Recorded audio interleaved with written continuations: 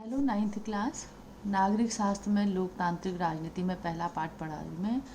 लोकतंत्र क्या और क्यों, इसके बारे में बता दिया मैंने कि लोकतंत्र क्या है। लोकतंत्र सरकार में क्या है, सरकार के लिए कुछ सीमाओं में रहकर कार्य करना होता है। प्रमुख निर्वाचित सदस्य नेताओं के हाथ में रहते हैं शासन के प्रमुख निर्णय। और सीरिया इसका एक उदाहरण है। सीरिया पश्चिम एशिया का कुछ एक छोटा सा देश है। उसमें शासक जो होता है वो बाथ पार्टी का होता है। जैसे भारत में बहुत सारी पार्टियां हैं, कांग्रेस पार्टी है, बीजेपी है, सपा बसपा है। वहाँ सिर्फ एक पार्टी है, बाथ पार्टी का ही शासन है। इसके बाथ पार्टी और उसके कुछ सहयोगी पार्टी को ही देश में राजनीतिक गतिविधियों की अनुमति है। सीरिया में किस पार्टी को है अनुमति? बाथ पार्टी को। जब बाथ पार्टी की सदस्यता का कोई फॉर्म भर लेता है तब जब कोई व्यक्ति क्या है बाथ पार्टी की सदस्यता का फॉर्म भरकर ही उसका सदस्य बनता है, तभी वो राजनीति में प्रवेश कर सकता है। और यहाँ पाकिस्तान में क्या हुआ, अक्टूबर 1999 में पाकिस्तान में जनरल परवेज मुशर्रफ ने क्या किया, सैनिक तख्ता पलट का नेतृत्व किया था। उन्होंने लोकतांत्रिक ढंग से चुनी हुई सरकार को गिरा दिया और स्वयं देश का प्रमुख कार्यकारिणी उसने घोषित कर दिया। बाद में उन्होंने स्वयं को राष्ट्रपति घोषित कर दिया और सन 2002 में एक जनमत संग्रह करा के अपना कार्यकाल 5 वर्ष के लिए बढ़वा दिया।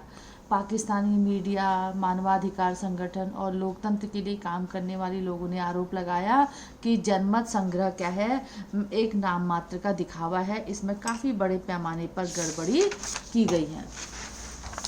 अगस्त 2002 में एक कानून के माध्यम से पाकिस्तान के संविधान में परिवर्तन उसने कर डाला और इस कानून के अनुसार राष्ट्रपति राष्ट्रीय और प्रांतीय असेंबलियों को भंग भी कर सकता है। मंत्रिपरिषद के कामकाज पर एक राष्ट्रीय सुरक्षा परिषद की नज़र हमेशा बनी रहेगी, जिससे अधिकांश सदस्य क्या है, फौजी अधिकारी, सेना के अधिकारी होते थे।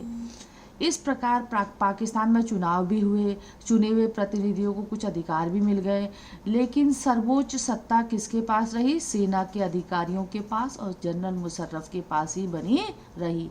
पाकिस्तान को लोकतंत्र न कहने के अनेक ठोस कारण हैं। पाकिस्तानी लोगों ने क्या है, अपने शासक का चुनाव तो किया, लेकिन चुने हुए प्रतिनिधि वास्तविक शासक नहीं थे। अंतिम निर्णय किसका होता था? सेना के अधिकारियों का और जनरल परवेज मुशर्रफ के हाथ में था। ऐसा केवल तानाशाही और राजशाही वाले शासन व्यवस्था में ही होता है। जनता के चुने हुए प्रतिनिधियों को कोई भी अधिकार वहाँ नहीं थे। लोकतांत्रिक शासन व्यवस्था की पहली विशेषता यह है कि लोकतंत्र में अंतिम निर्णय लेने की शक्ति लोगों के द्वारा चुने हुए प्रतिनिधियों के पास होती है। बच्चों, ये अति लघु प्रश्न है, इनको भी समझ लो, इनको कॉपी में खूब अच्छे से उतार लेना और याद कर लेना। लोकतंत्र क्या है? लोकतंत्र क्या है? वह सरकार का स्वरूप जिसमें शासक का चुनाव जनता के द्वारा किया जाता है। गैर लोकतांत्रिक सरकार वह सरकार में लोगों को अपने शासक का चुनाव नहीं करते और उन्हें निर्णय लेने का कोई अधिकार नहीं होता। जनता को कोई भी निर्णय लेने का अधिकार नहीं होता। उसे क्या कहते हैं? गैर लोकतांत्रिक सरकार कहते हैं। सार्वभौमिक वयस्क मताधिकार 18 वर्ष से अधिक आयु वाला कोई भी व्यक्ति, नागरिक, चाहे वो किसी भी धर्म, जाति, संप्रदाय या सामाजिक स्थिति का हो, उसे मतदान करने का अधिकार होता है। उसे क्या कहते हैं? सार्वभौमिक वयस्क मताधिकार कहते हैं। सैनिक शासन किसे कहते हैं? देखो, सेना द्वारा शासन जिसमें नागरिकों को अधिकार और स्वतंत्रता जैसे ऐसे विचारों के प्रकाशन पर रोक लगा दी जाती है, जिस पर सरकार आपत्तिजनक जिसको मानती है। विचारों के प्रकाशन पर रोक लगा दी जाती है, ऐसे शासन को क्या कहते हैं? सैनिक शासन। तख्ता पलट क्या है?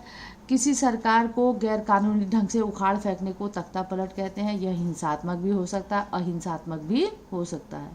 विपक्षी दल किसे कहते हैं?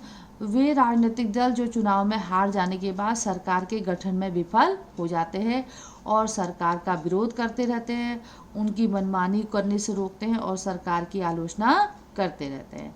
तानाशाही शासन का वह स्वरूप जिसमें सत्ता एक व्यक्ति के हाथ में, एक व्यक्ति अथवा कुछ व्यक्तियों के हाथ में होती है तथा वह अपनी इच्छानुसार शासन शक्तियों का प्रयोग करता है। बच्चों ये सारा लिख लेना कॉपी में और इसको याद कर लेना।